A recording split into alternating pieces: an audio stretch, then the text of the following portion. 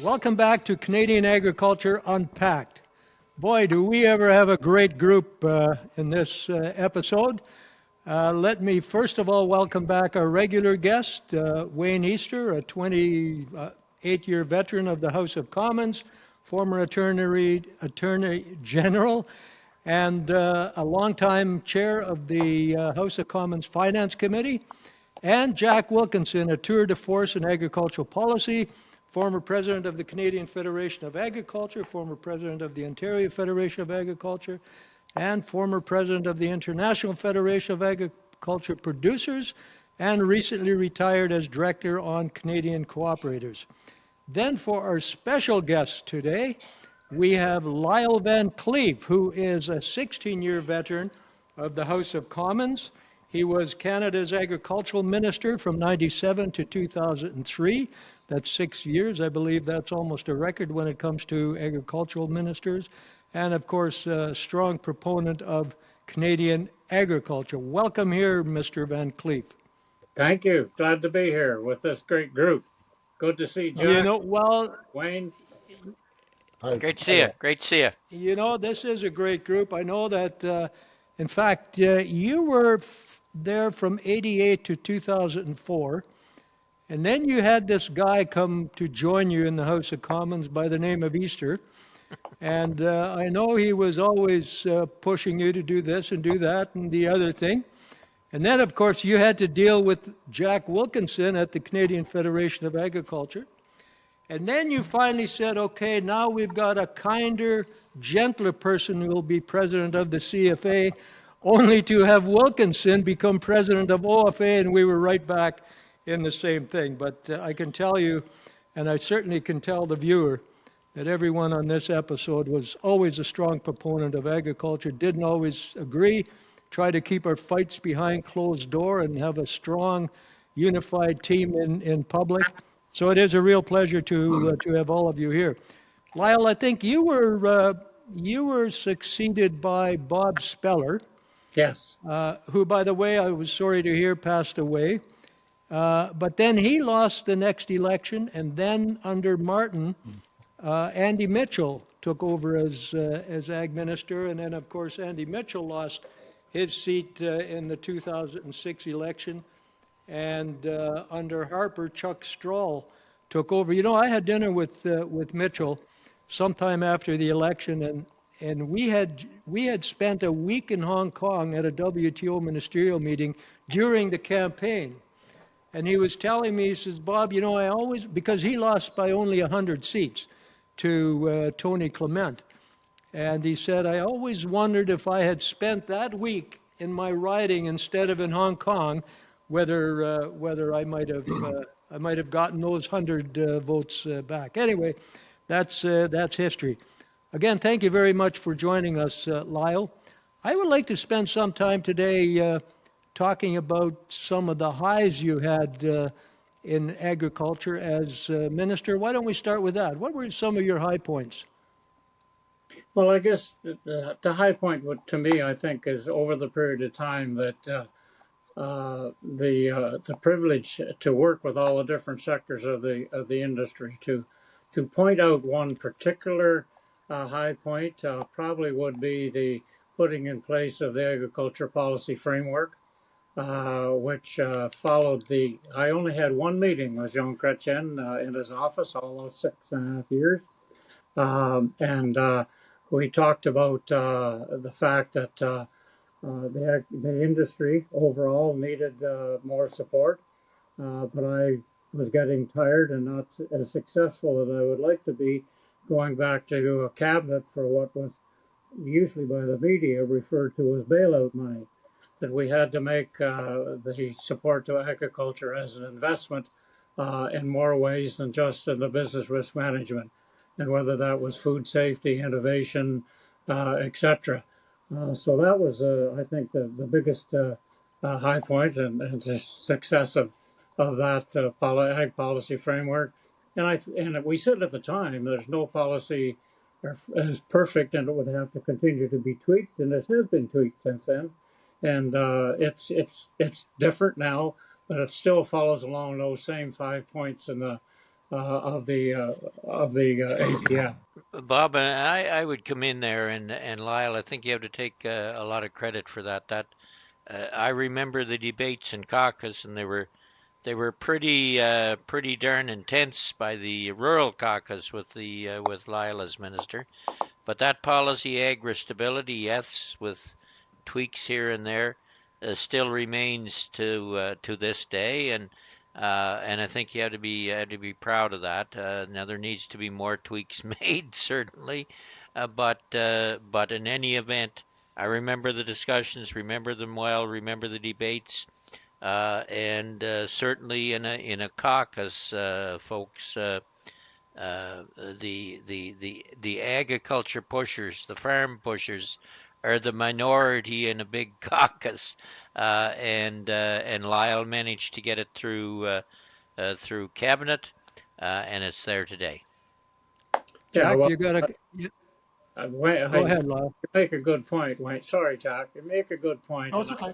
all of us, the four of us involved in this discussion today, know how difficult it is to get the attention to the agriculture and the agri-food industry in this country, to a caucus and to a cabinet.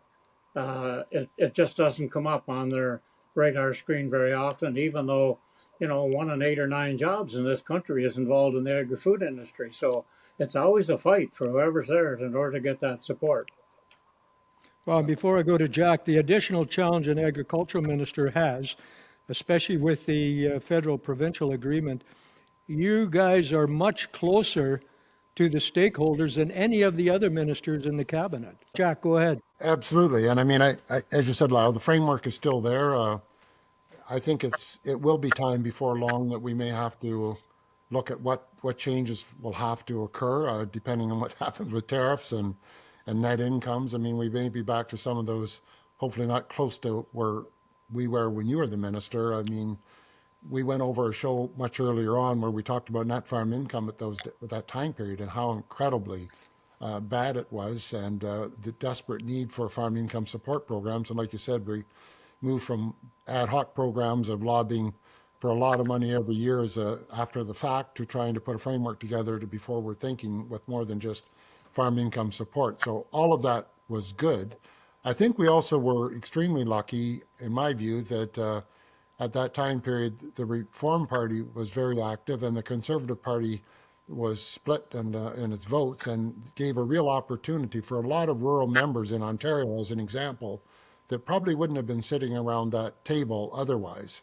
So we had probably more rural MPs in Ottawa. I mean, I remember Bob Speller telling me, he said, Jack, now that the Reform Party and the Conservatives have made up my riding, I'll lose the next election because this is not a Conservative riding. And there were a lot of like that in Southern Ontario, as we saw with the last election. So it gave more push, I think, around that table to help Lyle out. And it was good that we had it, because it was in a time period of restraint. Everybody was getting cut back. We tend to forget how serious balancing the budget was in those days in comparison to these days. But it was a big deal. It was hard for Lyle to bring that money out of finance, for sure. And it was, you institutionalized a lot of funding, Lyle, for agriculture, and that started actually with ADA, the Agricultural Disaster Assistance Program, which you and Jack actually created together. Apparently, I gave Lyle the wrong number when I said it would only cost 250 million, and then I come back about 2 months later and said it's now up to 500 million, Lyle. And Lyle was, "What the hell?" I said, "Things really got bad the last 2 months, Lyle." Yeah, it was, but that's what we're talking about, and that really was a disaster program that was just a small percentage of the hit on the farm community. It really was. But we had some very interesting days, but we kept our disagreements to positive, trying to figure out a way to get it done in the end. Yeah, well, during my 6.5 years as minister, there were a number of situations, and Jack just refers to the type of situations that there were. We had floods out west, we had droughts out west. Wayne will remember 67 potatoes out of Prince Edward Island with PVYN, and the U.S. froze us out of potatoes from coast to coast for over 4 months. You know, we had the ice storm in the eastern Canada that really devastated the maple industry. And then in the last few months of my term there, we had the mad cow. So it was, so when I had that discussion with the Prime Minister, you know, as Jack mentioned, the challenge, and Paul Martin really pushed to balance the budget and did balance it, and he wanted to keep it that way. And I'm not picking on Paul, but he wasn't excited about that much new money coming out. And people asked me, was I successful? And I about what I wanted, working with my deputy to put this together, and the caucus and the whole team.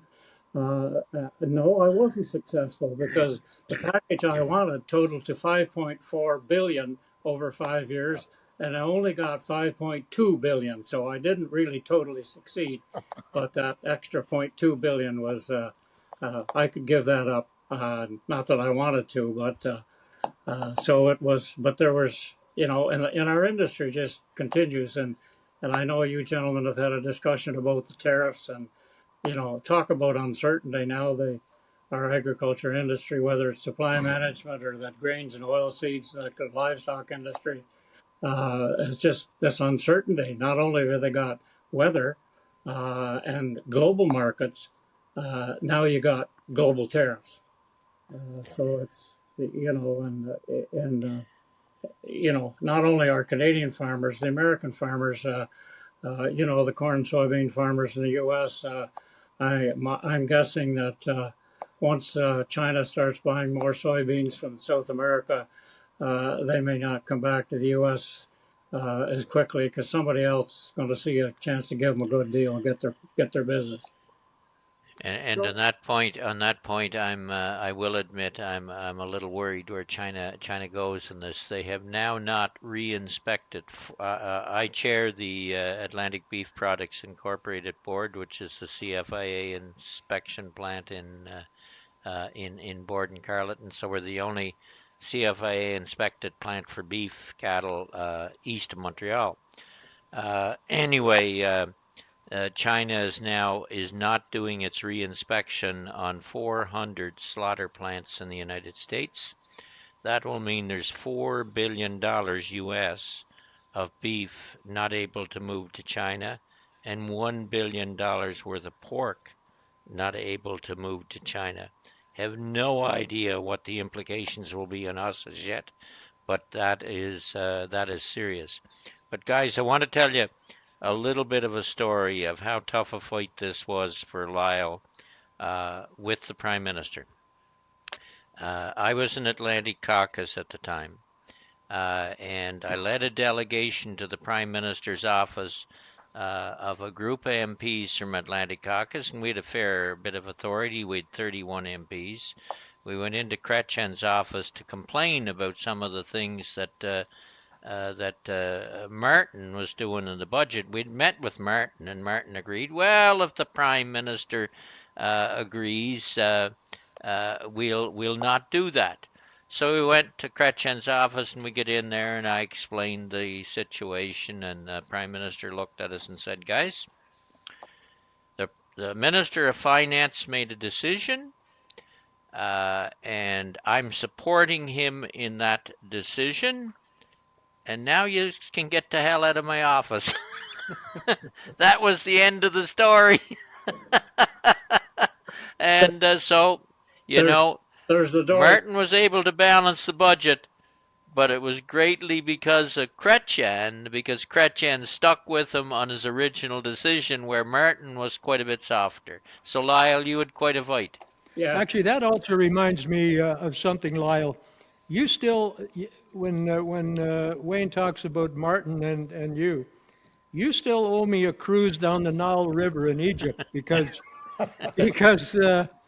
we had an IFAP meeting in Egypt, and Bridget and I think Neil Curry had decided to do a cruise. Maybe you were there too, Jack. No. We were going to take a cruise down the Nile after the IFAP meeting was done. That, incidentally, that was the same meeting you became president of IFAP, Jack. And then I got a call from Steve Dunnigan saying, Bob, get your butt back to Ottawa because the minister wants to make an announcement. And so I had to cancel my cruise, which was incidentally already paid for. I had to cancel it. And I had about a 1 hour layover in Heathrow. When I got on the plane at Heathrow, I got a copy of the Globe and Mail, and it said that Martin had been fired slash retired. And I said, oh, there goes the announcement, and there goes my cruise down the Nile River. So anytime you want to send me that money, I can take that cruise. Jack, Well, did you have a comment? Well, Go the ahead, one Lyle. thing I think that, when Wayne makes his comment and Lyle and all the work, the number of things that happen behind the scenes to get the federal government to commit to changing policy and substantial money for the agriculture is really quite incredible. I mean, there were farm organizations lobbying aggressively. There were caucuses and many MPs. There were Lyle himself as a minister, obviously. I remember one time that Martin came to a fundraiser big house party in London, Ontario. Well, I was at OFA at the time period, if I remember correctly. So we bought a whole bunch of tickets for this Liberal fundraiser and kind of stormed the party. And everybody worked over Martin and his staff. And he comes out of the meeting and he gets onto the bus and he turns to his staff and says, "What the hell are negative margins?" Because we were trying to get negative margins covered in the disaster program. So we got it. It only lasted for 18 months, I think, and it got dumped. But I just give that as an example that there were so many people who were leaning into this, organizations and people to try and move us over the line. It would be interesting, Lyle, if it's not telling tales out of house. I always held the view that we had some Western provinces who really didn't like the their share of the funding towards the program, and they were kind of putting the brakes on how rich the programs could be. I mean, I understand it. Small populations, huge agriculture. It was a big percentage of their budget if you're in Saskatchewan to cover off your share of a program when prices were so low. But I think that must have been a bit of a cold water on this as we moved along trying to get there too. well, yeah. So as we alluded to before, agriculture is a shared jurisdiction, 50% federal and 50% provincial. Over the years, the funding has usually for every program has turned out to be 60% paid by the feds and 40 by the provinces. And as you say, that 40% in some of those provinces was because of the size of their industry. It was a big chunk of money. They knew they needed it, but naturally, every province is trying to look after its own budget, and so there were some pretty spirited discussions. Some of those discussions were around federal provincial agriculture ministers meetings. I had people not knowing how things work. They somebody said to me one time, a non-agriculture person, "So what's a Fed Prov meeting?" And I said, "Well, it's a meeting where the 10 or 11 or whatever agricultural ministers in the territories and the provinces they meet one day so they can gang up and pick on the one federal minister the next day." And I said, "That's about how it works." And so yeah, the budget money was tough, and it's our country so diversified that agriculture isn't seen in some provinces to be as important as others. Other than those of us that know agriculture, we know how important it is in every province. It's a different type of agriculture, but it's there big time. So, Well, and that was part of the challenge, right? yep. That you had to also work with the provincial ag ministers. I recall one announcement you made, and it was short of what we had asked for. And Clay Serby led a couple of other provincial ag ministers to have a conference call with me, and they urged me to convince CFA members to turn down the money that you had announced. And I said to them, I said, well, number one, you do not turn down $500 million for farmers that need the money. And number two, I think you're only asking me that because you want to get out of your 40%. And the conversation conversation was over after that. Yeah. But Well, what do you think? Oh, go ahead. I remember that situation, Bob. I think you CFA on behalf of the industry across Canada was hoping for 900 million, Yeah, and I had that discussion at the cabinet table and with cabinet ministers. And I think your CFA meeting was in Ottawa, the annual. yeah, At the very end of the cabinet meeting, the prime minister informed me that there was 500 million, and I went across the street and announced that. And there were a lot of people that weren't very happy. And some of that, I won't say what some of that comment was publicly. I think all of us on there know. But I have said back to you, I think Bob, sometime after that, did you know what the prime minister said to me the next day? And you said no. I said the prime minister said if that's the way they think, take the 500 back. And I said no, prime minister, the industry needs the money. But yeah. he told me to take it back, to cancel it. And I said no, we got it. We could have been more, but 500 was significant. Yeah, and you know But something, sir. sitting around the cabinet table, and Wayne's being there, and we've all been around important tables, and you know when you want to get an issue or on the table, you realize that you know you want other people to support you, and in turn, at other times, you have to support them. So when you're at the cabinet table and you're after new money, every time you get new money, that means that that pot that the finance minister has a draw from has that much less in for the other cabinet ministers to try to get a little extra above their departmental budget. Yeah, Well, you know, one of the things, Lyle, that I said, I chaired finance for what, 6, 7 years. And in my first year, and you would relate to this, in my first year as chair, I said, look, we got to hear from some agricultural organizations because they're never appearing before the finance committee for some reason. They tend to just go to the Minister of Agriculture. So I made an effort to get out there to agricultural organizations, and I personally called them and said, get a brief in here. So when we got the briefs all in and we had the hearings and there's 600 witnesses, we had, I forget how many recommendations now, but we had a number of recommendations, and then the Liberals on the committee met with the Minister of Finance, who was Murnau at that time, and his deputy. And I say, well, here's our priorities. And the deputy minister says, seems to be an awful lot of recommendations here for the agriculture community. Well, I said it's the damn first time in about 30 years, so don't you think it's time? And that that's that's what happens. And farm organizations have to understand that the Minister of Agriculture is mostly, not always, but mostly on their side, and it's the other players around that cabinet table that you got to put the pressure on to Yeah, help the Minister of Agriculture get what the farm community needs. yeah. And when it, well, and when the minister brings something before the cabinet, a policy or hopefully a decision, everybody has to realize that that is circulated to many other ministries. The Ministry of Environment wants to know whether it's going to affect them, the Ministry of Health, the Ministry of Trade, and et cetera, et cetera.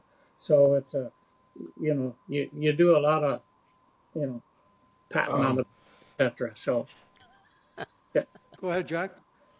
Wow, I mean, you've been in agriculture your entire life, and then in very important positions for a big chunk of it as well.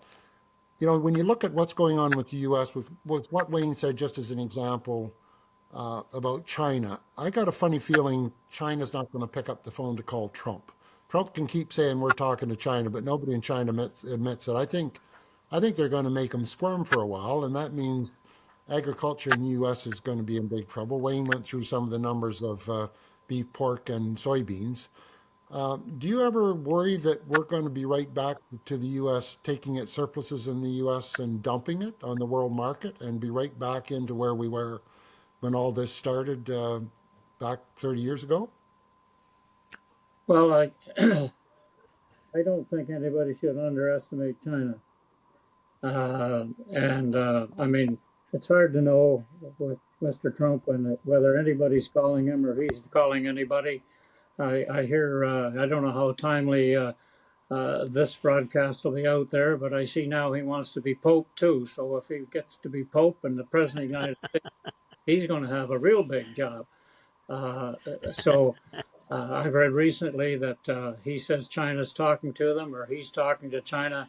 Um, I, I, I don't know, Jack. It's the whole, everything is so I say flexible out there now that it's what somebody says today, they may just counteract it tomorrow morning. That's all. So it's, Fair enough.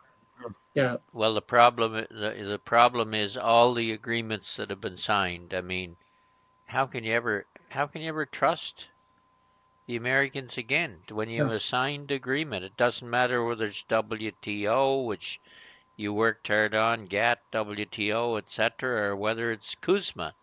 yeah, How how can you ever trust them again? And when they break those agreements, where are you at? yeah. It's real, And and so much uncertainty. whether it's between countries or between two people on a handshake or a deal. If you know if the other person doesn't honor it or you don't honor it, or what do they think of you? And we've got the WTO, and I was at a pile of those meetings. And Jack, you were at, Yeah. at those as well. And the challenge with the WTO, it's to me, it's kind of like the United Nations. It's there, but there's no enforcement. How do you enforce the trade rules if somebody just says they're going to ignore them? I mean, the U.S. hasn't. They've frozen the WTO for several years now because they just don't want to participate in it.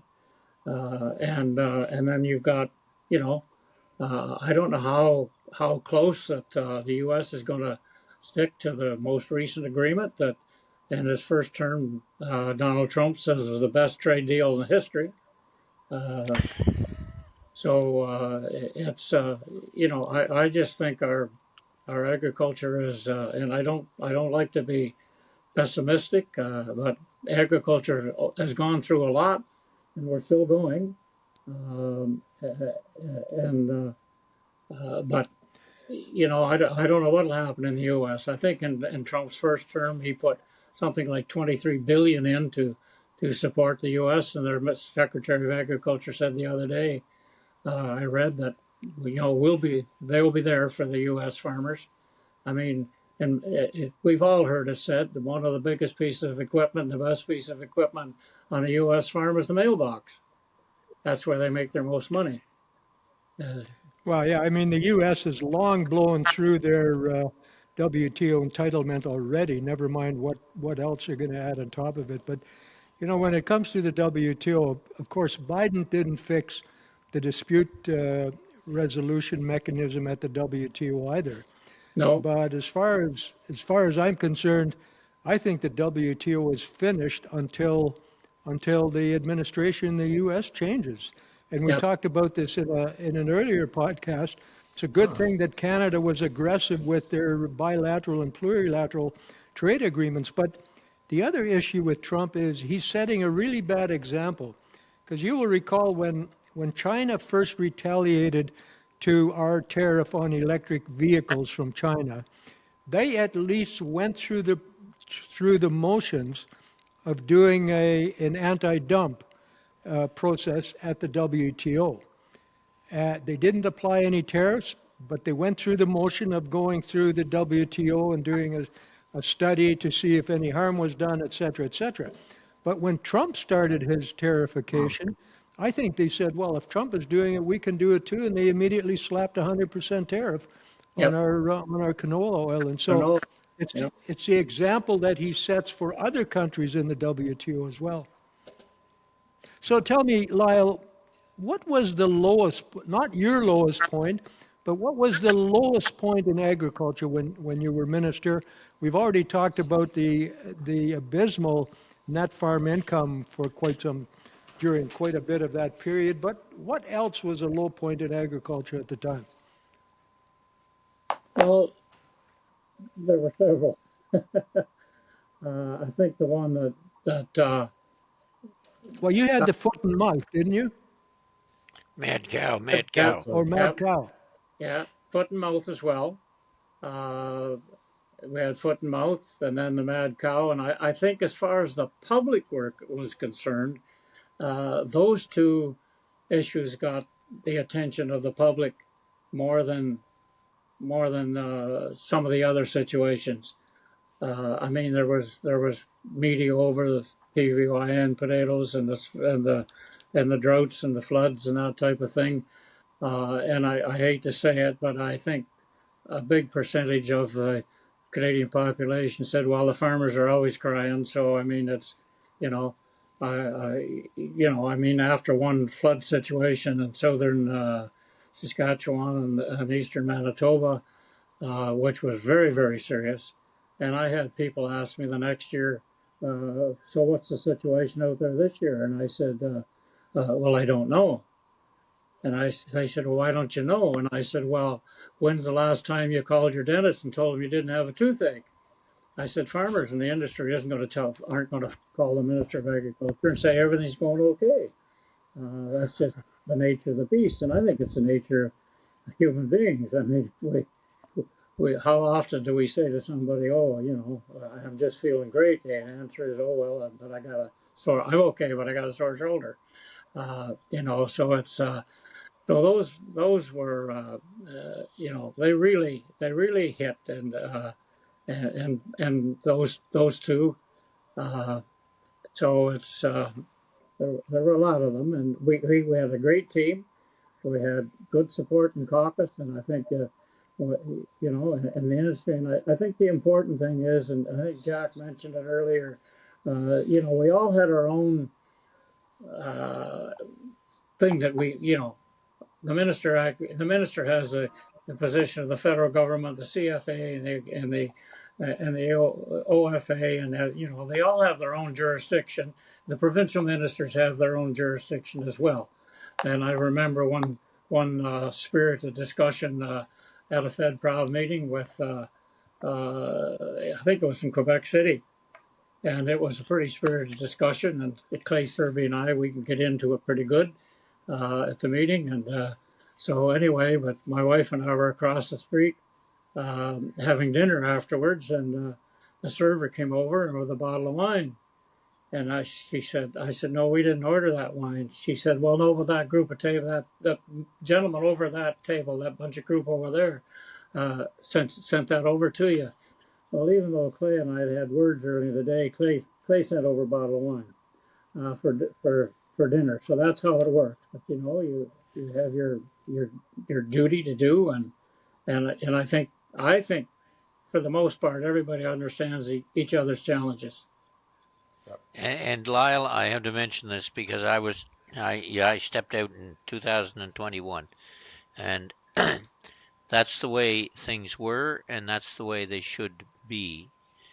But in my last probably 4 years in Parliament, uh, it was shunned on if you were caught having dinner with a member of the Conservative Party.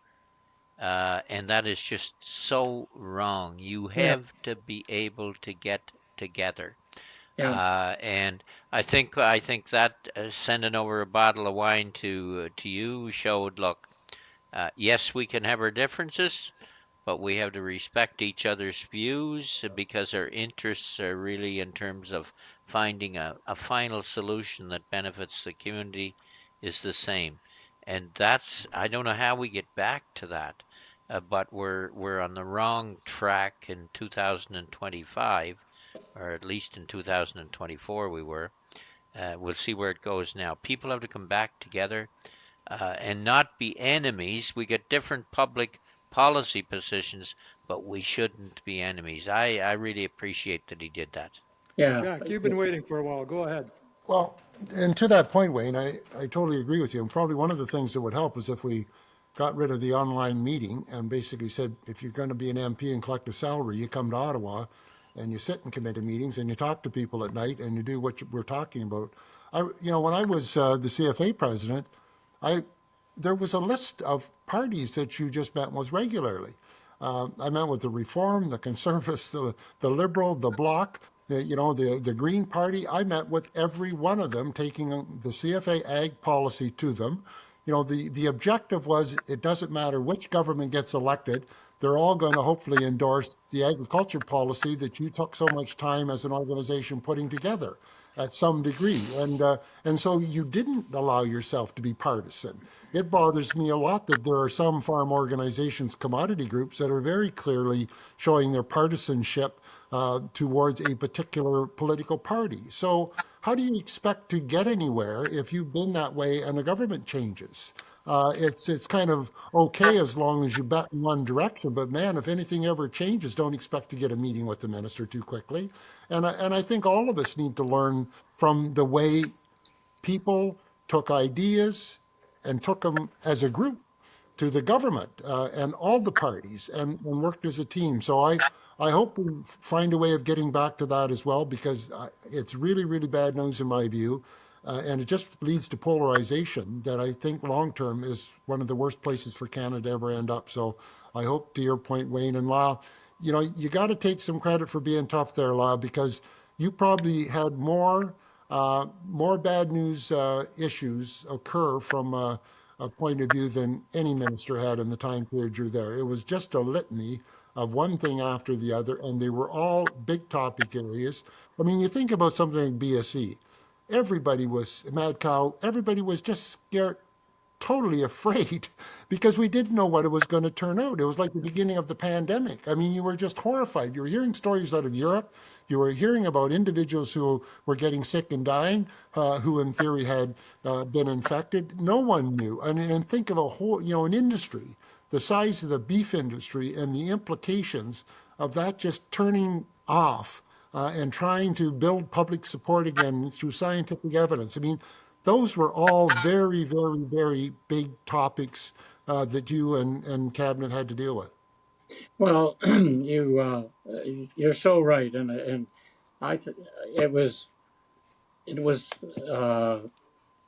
not as Wayne said. There were people that if they saw you having a conversation with the other guys, let's put it that way, the other side, they wondered what was going on, and. During my years there, I would have constituents say, "Well, how come you don't work with other parties?" Reach across the floor. That's a term that's used more in the U.S. because of the two-party system. But and I said, well, unfortunately, that's just the way our system has developed. There doesn't seem to be too much understanding, even though there are a lot of things between the different parties that they would probably agree upon. But then I found it interesting that here a couple of years ago, when the NDP started to work with the Liberal government and they got pharmacare and some things put through, I had people say to me, "So what are they doing? They're working with the NDP party." I said, "Well, you're the same people that told me that we should get together as parties and get something done that needs to be done for Canadians." So it's hard to get it right. That's for sure. But I I want to always come back, Bob, if I can go back to Jack's point for a minute. And what he's really relating to is the current, what they allow as the hybrid parliament. Yeah. And it it destroys the ability for parliament really to do its work. I am just so against it. It was okay to do it during COVID, but what I say to people, if you don't want to work in Ottawa, then don't be an MP. Because when everybody's there an MP and you have to be there to vote, you can't be out in your fishing boat or your cottage voting. You have to be in Ottawa. Then you've got the opportunity to meet with people across the aisle, meet with people in your own caucus. If you're an opposition party member, you know the minister is going to be there across the aisle. You can walk across the two sword lengths between the parties, say hi to the minister and say, "Listen, minister, I have this issue." You can't do that in a hybrid parliament. So I've actually told this to Kearney, get back to being Parliament where everybody has to be there, because Lyle's absolutely right. You got to meet with everybody. You won't always agree, but if you're going to get anything done, you need support usually across party lines. You know Well, something? I am shocked and appalled. This is something I did not realize. I thought they were all back already, No. which to add insult to injury, they're trying to force the bureaucrats to go back. So why wouldn't the politicians be back? That's ridiculous. And you're absolutely right. Even if you work in an office and now you're working at home, you can never replace walking down the aisle into someone else's office and talking about the issues, right? Or you run into them at the water cooler or wherever. That's well, I tell you what, maybe the four of us need to create an agricultural senate, and that will be one of the first recommendations that we Well, if make. you want to whip the letter off, I can move the motion. We can get it seconded, and we can send a letter off to the Prime Minister. and that, Exactly. Guys, look, we now got two people in the Senate that understand agriculture. That's it. Robert Black and Mary Robinson. Well, and Todd Finally, we're Lewis. making Todd Lewis. progress. We finally got two in there. No, Todd Lewis is there now too, William. Oh, three. Three. Good. Yeah. Lyle, I wanted to ask you, at the beginning when you were minister, I was chair of the Canadian Turkey Marketing Agency. And one of the things you did, well, you did two things that I found to be hard, well, let me put it this way. It forced the industry to do something that they pushed back on, but I think it was really good. First of all, you forced the agency to include at least two downstream industry directors on their agency boards. I don't know if you remember that, but no, I don't, as no. chair of the Turkey agency, we then had to put two processors on the board. And I mean, there were some that complained, they thought they were going to lose supply management just, and we kind of said to them, look, in Turkey, for example, you have 8 provinces around the table. How can two downstream industry directors suddenly start controlling things? I think that was really good for the agency. Well, But, it gave better representation of that sector. well, exactly. And you know something? That also led to, I think we called it the Supply and Demand Committee that the Turkey agency had. And actually, a funny story, we had one meeting where the consumer rep that was on the committee said, you know, every Christmas I look around the grocery store and I just can't find a half turkey. And George LaRue, who you remember was president of Cold Springs at the time, with a straight face said to her, ma'am, we've tried growing half turkeys, but they keep falling over. Anyway, the other thing you did, Lyle, is you created the competitiveness councils. Do you remember that? Yeah, yeah. And the competitiveness council forced each agency to take a good hard look at their own industry to determine where they could be competitive, more competitive. And I think it was good. I mean, chicken took it a few steps too far, and they actually almost destroyed their own industry because they were beginning to believe the rhetoric that they could compete against the U.S. chicken industry. And you'll recall for a couple of years there was such a huge oversupply, it almost destroyed the industry simply because of the low prices. But I think that was a really good thing for the industry to have to look at. First of all, their own competitiveness, then also include downstream industry in their deliberations when they created, first of all, the production levels, et cetera. Well, some of those types of things, I hope and I think did make a difference. I remember as well. There was always a concern in the industry, in the horticultural industry in particular, about crop protection products that were available in the United States and were not available here. Minor use is what it was.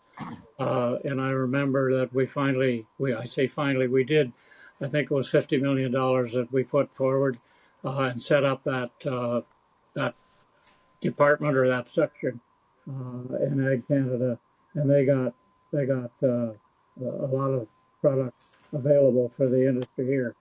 the other, and I get uh, information from them frequently, and that's the Canadian Agriculture Policy Institute. And I remember setting that up. I got talking to my deputy at the time, and saying, we just there isn't a body that thinks far enough ahead that could be as far as overall in the industry. One of the unfortunate realities, whether it's municipal, provincial, or federal, is too often decisions are made based on what do we have to do to get elected next time, above and beyond what needs to be done and what should be done. And that comes back to that comment that, I said to the Prime Minister, no, the money needs to be there. It's the right thing to do. And a lot of those uh, things are still happening. And hopefully, and we're all there. Uh, maybe we've all, I hope we've all left something behind for the industry. And maybe they're afraid to call us, and maybe we're too candid with them if they call us. I know since I retired from Ottawa, I've been on a number of different boards, and I've resigned from three of them. One was a health product. Another one was in the cannabis industry, and the other one was in a small theater group. And every one of them, their CEO let enthusiasm get in the way of reality, and you have to keep that in mind in life. And when they got carried away like that, I just said, "Look, this isn't going in the right direction. I'm out of here." So, but the enthusiasm we had, and we all had it in our time, as whether a CFA, OFA, or in Ottawa, we tried to do what we thought was the best at the time. We're running out of time, but there's one other thing that I wanted to mention, and that is that you also started the ministers' CFA roundtables. Yeah, Jack, you will recall that because you were president of OFA at the time. And for the first time ever, farm leaders had an opportunity to sit down with the ministers. Some of the provincial ministers are a little afraid of joining at the beginning because they thought it would just be a lobby effort, and it really was not meant to be a lobby effort. It was meant to be a good open discussion, confidential open discussion in that group. I think you recognize that, and you kind of forced the provinces to agree with it. And I think that led to a very, very constructive process as well. Bob, just so anybody listen to this, you're talking about the Fed provincial ministers of agriculture's meetings where they came forward. Is that what you're talking? Yeah. Yeah, okay. Just so people know, I mean, that's the meetings that the federal ministers has with the provincial counterparts, and that's where that council come in to provide their views and their advice. Well, for yeah, a while, we were meeting the day before the Yeah. Fed prop meeting from so farm organizations, all the provincial or general farm organizations were there, CFA, some of the big co-ops at one time period in the early days were also there. So it really gave an opportunity for the agricultural industry to talk to the various ministers, to Bob's point, not to lobby, but to talk about issues that they saw, to have a direct conversation with everybody in the room. And that tradition, I believe, is still going on, isn't it, Bob? I believe it is. I'm not Anyway, sure. yeah, It is, to the best of my knowledge, it was up at least until 4 years yeah, ago. yeah. That was a good event. No, good move on that one, Lyle, because I mean, not everybody's going to agree, but you hear things that you wouldn't otherwise hear if you're in the minister's seat. well, you And have to. the other institution we had during your time as minister was the ministers appointed safety net committee. That Yes, was and it included all the commodities, not just CFA members, but all the commodity organizations as well. That was a really, really good committee. Unfortunately, Chuck Strahl, who actually I think was a pretty good ag minister, but he got rid of it, and I think he got rid of it because there was far too much consensus around that table, and it made them uncomfortable. Yeah. Well, one of the benefits that we don't often think about, I co-chaired that meeting when it first started. I guess Goodale started it, if I'm not mistaken, and Doug Headley was the other co-chair of that. You know, we went into detail when we were designing some of these programs of taking individual farms and just talking to farmers in the room, horticulture in particularly, as to if we applied this program on your farm, how would that work? And the amount of fine tuning that was done during that work really made those programs much more successful than they ever would have been. How family labor would be treated, how we did this, how we did that, how would that count, how would that, and so that kind of work really allowed for when the program did roll out, it got an awful lot more farm support than probably would have been the case otherwise, because a lot of these things were worked through in detail, fixed where possible, and the understanding, to your point, and to everyone here, to understand what really went on and what the issues were in another commodity was very insightful. It made for better policy, and it made for empathy amongst the other organizations and what they were facing. And so you were able to kind of come to compromises, knowing full well that it was the best that could be done at the time period. And it wasn't antagonistic to the degree I believe it is now. No, you're, Well, well, I mean, go that's ahead, that Lyle. thing that you say. It's listening to the other people and taking the somebody that puts policy together and say, okay, how's it going to work? And when you say you applied it to example farms or something, and I always have said, and I said that to my officials when I was there. I said, when you bring an issue before me, I want you to answer three questions. Like, what is the issue? So it's what? The next question is so what? And the next question is now what? And you take that through, and that, so you design a policy, you need that there's an issue, so what? And then you try it now. How does it work? So and it's the listening back and forth, as you say, when the industry met with the provincial ministers and federal ministers, and they met more, as Wayne says, we met more with not only with the ag minister, they met with other ministers as well. And Wayne's experience with his group with the prime minister didn't last very long uh, that day. when, when he said the door's over there, eh, Wayne? That's right. That's Oh, what I ladies, liked about Chrétien. You always knew where you stood on an issue. Exactly, exactly. gentlemen, it's been a great discussion. Lyle and Wayne haven't even done any high fives as far as the election is concerned, so I want to thank them for that. But since you guys continue to have all the connections in government, we will look to you then for guidance on this agricultural senate that we talked about.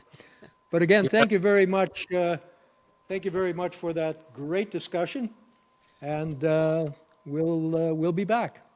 Nice Okay, seeing All you the, again, Lyle. great. all Take the care. best. Great talking to you, Lyle and Sharon. All the best, everybody. And take Yeah, care. take care. Yeah. Bye bye.